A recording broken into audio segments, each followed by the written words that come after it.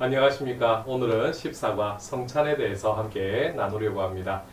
먼저 예습하시면서 중요한 내용들은 이미 다 알고 계시는 줄 압니다. 이제 함께 복습 문제 보시면서 다시 한번 예습하셨던 내용들을 기억을 해 보시면 좋겠습니다. 1번 문제입니다. 성찬을 통해서 우리가 기념해야 될 과거의 사건은 무엇입니까? 이 성찬을 통해서 우리가 기념하는 과거의 사건은 예수님의 죽으심입니다.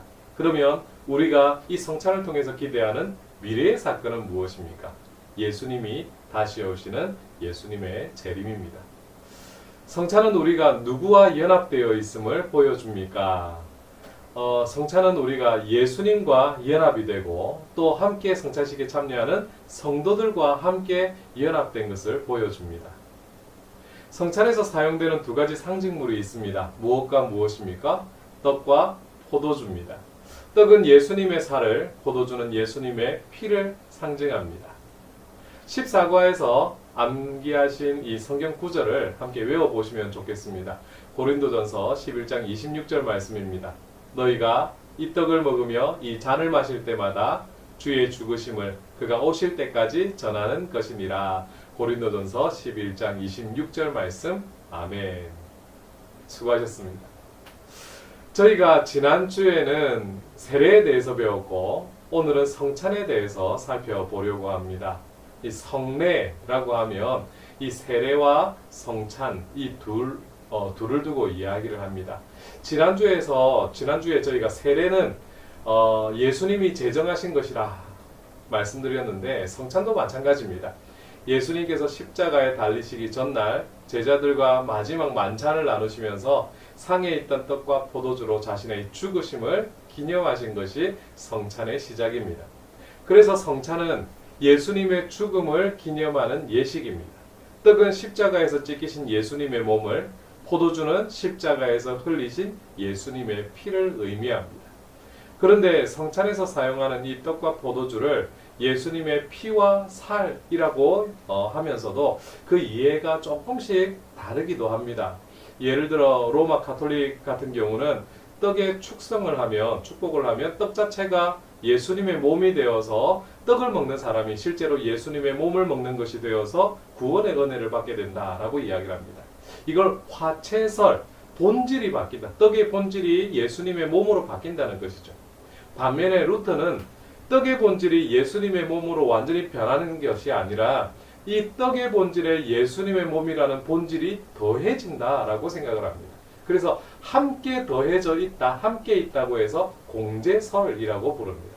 이 츠핑클리라고 하는 종교개혁자는 이걸 상징으로 보거든요. 떡이 예수님의 몸이 될 수는 없지만 예수님의 몸을 상징하고 기념하게 한다는 것이죠. 그래서 이런 이해를 상징설 혹은 기념설이라고 합니다. 여기서 좀 더 나가는 것이 이제 구세군입니다. 구세군은 성찬식이 중요한 것이 아니라 성찬식이 가지고 있는 의미, 다시 말하면 예수님의 죽으심을 기념하고 그 은혜 안에 거하는 그 자체가 중요하다고 생각을 합니다. 그래서 구세군 교회는 성찬식을 하지는 않습니다. 대신 삶 속에서 이웃과 함께 나누는 삶, 삶이라는 그 뜻의 삶의 성례전이라고 하는 의미로 지키게 됩니다. 마지막으로 칼빈은 예수님이 이것을 내 몸이라 하셨어도 물리적으로나 본질적으로 임하는 것이 아니라고 보았습니다. 대신 영적으로 우리에게 임하시고 우리와 이미 함께 계신, 영적으로 함께 계신 그 예수님을 우리가 더 깊이 느끼게 되는 방법이라고 보았습니다. 그래서 이걸 영적 임재설이라고 이야기를 합니다. 로마의 가톨릭의 화채설이나 루터의 공제설처럼 이 본질이 바뀌거나 더해진다고 보는 데는 분명히 문제가 있습니다. 그렇다고 츠핑클리처럼 이걸 상징이나 아니면 기념으로만 보는 것도 조금 이게 나중에 성찬의 의미가 약화될 위험을 안고 있다라고 생각을 합니다.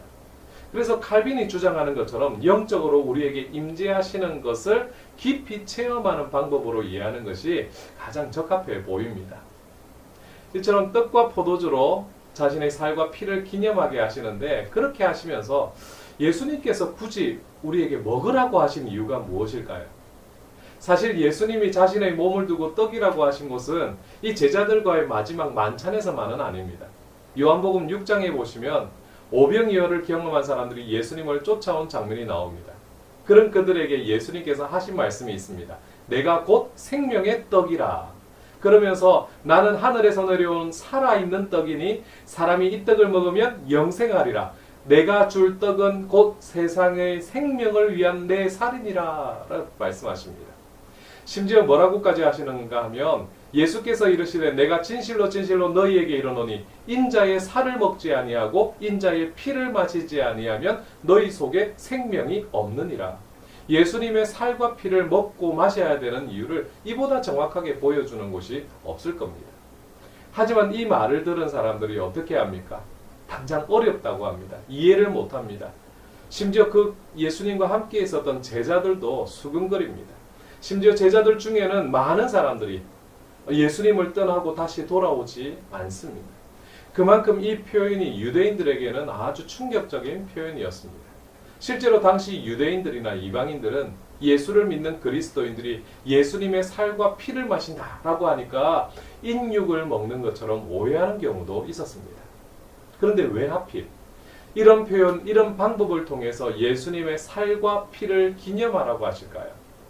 중요한 한 단어로 요약하겠습니다. 바로 연합입니다. 다시 요한복음 6장으로 돌아가 보십시다. 요한복음 6장 56절에 보면 내 살을 먹고 내 피를 마시는 자는 내 안에 거하고 나도 그의 안에 거하나니 라고 말씀합니다. 무슨 말입니까? 이 성찬은 예수 그리스도와의 연합을 의미한다는 것입니다. 그리고 또 하나가 성도와의 연합입니다. 함께 떡을 떼고 함께 잔을 나누면서 예수님 안에서 하나 된 믿음의 공동체가 된 것을 의미하는 것이고 성찬을 통해서 그 의미를 다시금 되새기는 것입니다. 그래서 원래는 한 떡에서 떼어 나누는 것이 성경적인 방법입니다. 우리는 편의상 당회원들이 미리 떡을 잘라 놓지만 이 떡을 떼어서 나누는 것이 이 성도 간의 하나됨, 연합을 보여주는 가장 좋은 방법이기도 합니다.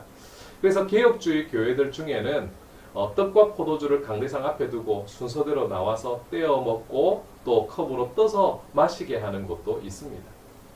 우리 교회에서 성찬식을 할 때는 제가 앞에서 떡을 떼고 또 컵에 포도주를 붓는 퍼포먼스를 통해서 이런 의미를 좀 함께 나누고 보여드리려고 하고 있습니다. 하지만 이런 방법으로 굳이 하지 않아도 우리가 기억해야 될 것은 우리가 함께 떡을 먹고 잔을 마심으로 우리가 예수 그리스도 안에서 한 몸 이룬 교회라는 사실입니다. 이런 귀한 영적인 의미를 가지고 있는 것이 바로 또 성찬이죠. 그래서 칼빈은 예배드릴 때마다 성찬을 시행하기를 권하기도 했습니다. 지금 우리 교회는 1년에 성찬식이 4번, 성례식이 2번 이렇게 계획되어 있습니다. 현실적인 문제로 그렇게 자주 하지는 못하지만 성찬은 자주 하는 것이 좋다고 생각합니다. 예수님과 연합한 성도라는 의미, 그리고 교회의 하나됨을 자주 상기하고 또 마음에 새기는 것은 우리의 신앙에 큰 도움이 되기 때문입니다.